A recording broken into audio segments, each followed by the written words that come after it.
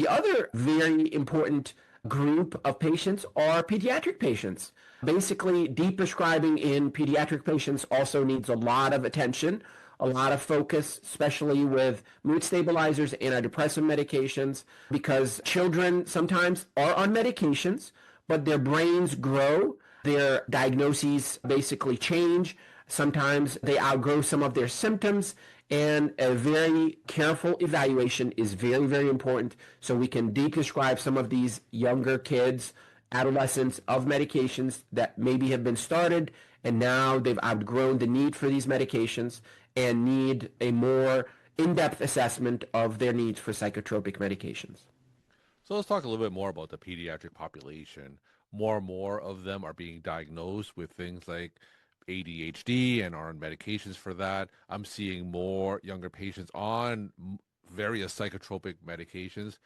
What has the trend been over the last few years? And within the psychiatric community, what's the thought about deprescribing some of these pediatric patients and getting them off some of these medications?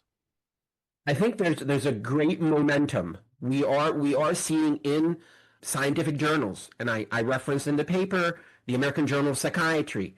They've started talking about deprescribing, both for adults and kids, that we are at a precipice because if we don't control this kind of escalating cascade of prescribing, we are just going to be starting to cause more harm than benefit to our patients.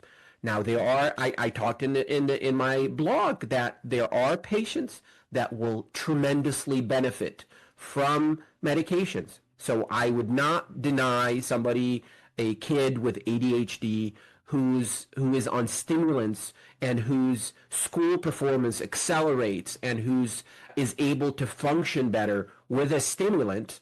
So that's a life-sustaining medication. So that's not somebody that I would deprescribe, but somebody who maybe has had some outbursts, some had depressive symptoms, and they were placed on medication long-term, and there's never been a trial to see how would they do off medications.